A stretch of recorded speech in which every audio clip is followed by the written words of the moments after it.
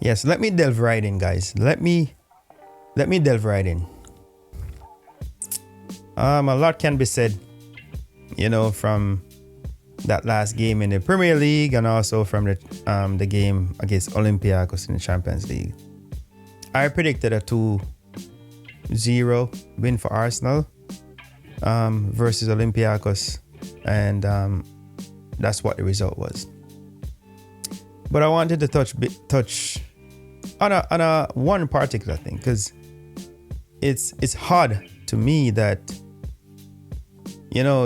it doesn't matter what Arsenal do, even if they put in a good performance or they're consistent, or they're always gonna get the short end of the stick. From these news outlet coming out and basically downplaying or undermining what Arsenal is currently doing. And I get it. Yes, you support a rival team. That's fine. But you can't be that biased. You just either admit that, yes, I think this year could be Arsenal's year. It take a lot from a lot of people to even say that. But it's us as Arsenal fans to block out that noise, and also the club to block out that noise. At the end of the day, we just gotta perform, keep performing, and win something. We need a title to shut these people up. So that's what it boils down to, because they're not going to shut up. And even if that happens, they're still not going to shut up. So at this point, I think Arsenal is more of a clickbait.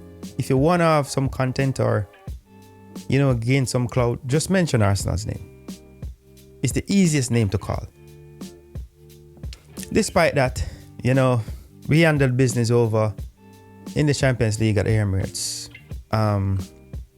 Couple of days ago, guys. We made a huge step to qualifying for the group stages of the Champions League, or to the group stages for the Champions League. But what do you think, guys? Do you think Arsenal can really go deep into this season and possibly win it? Let me know. Drop your thoughts in the comment section below. And while you're at it, guys, just smash up the like button. Smash it.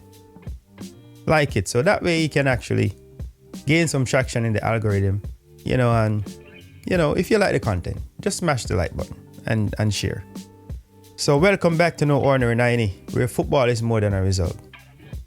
Arsenal basically played Olympiakos at the Emirates, and if you know anything about these two teams, Arsenal basically have played Olympiakos on a few occasions, and every single one there's been some form of result. And result in the sense of it has never ever been a draw. It has either been a win or a loss. So Arsenal came into this game from the back of a tough Premier League starting fixture and a win against Newcastle over the weekend. But we know that the Champions League is a different ball game. It's a different beast in its own right. And history, to be honest, Arsenal had played Olympiakos in 2020, I think, where basically Olympiakos scored a dramatic extra time winner to knock out Arsenal. So there have been some form of relationship over the years with Olympiakos. So Arsenal, for one, definitely came into this with injuries. As you may know, Havertz is still out, Jesus, Marioki, and Piero Incampi. So Mikel Arteta, for one, had the squad depth, so he had to make some tweaks and shuffle the team a little bit. So Skelly ended up starting on the left, Ben on the right. It was Merino, Zubimendi, and Odegaard in the middle, with Trossard, Gyökeres, and Martinelli up top. Guys, let me tell you, Odegaard was pristine. He was so good on the ball and off the ball. And his play, his link-up plays, and his through passes were just like... It reminded us, or took us back to when Odegaard used to be Odegaard. And I hope like he's back to his best, because he looked the part. He looked as if he was ready.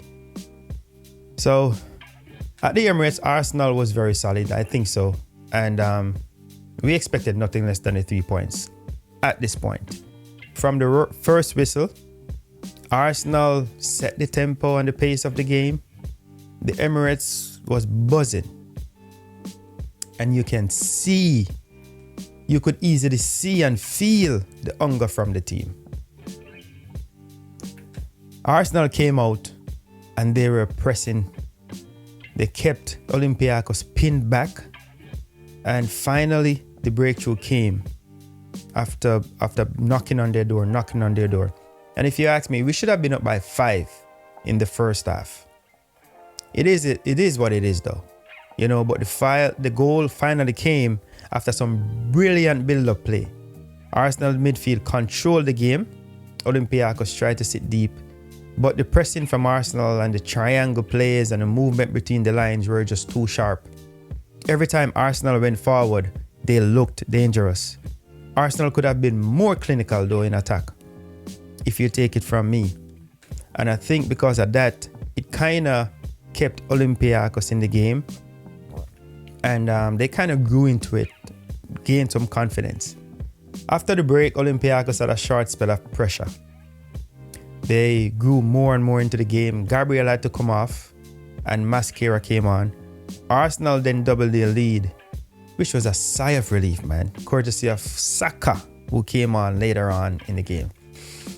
Arsenal's ability, to be honest, to be flexible and adaptable has given them so much of a strategic edge in every game that they play. They can switch it up at any time. Arteta deserves credit for evolving this Arsenal side. They're more resilient, more tactical, balanced, and also in a league like the Champions League, one thing that it demands is maturity. And I think we have reached that point of maturity to manage these games. Overall, a clean sheet and 3 points and a controlled performance by Arsenal. My prediction, as I said before, was 2-0, and that's what it came out to be. And as always, guys, if you enjoy the recap, make sure to hit that like button. Subscribe for more ordinary content, guys. And share with a fellow Gooner, friend or football enthusiast. Once again, this is No Ordinary 90, where football is more than a result. Thank you for checking in. One love, peace, bless up.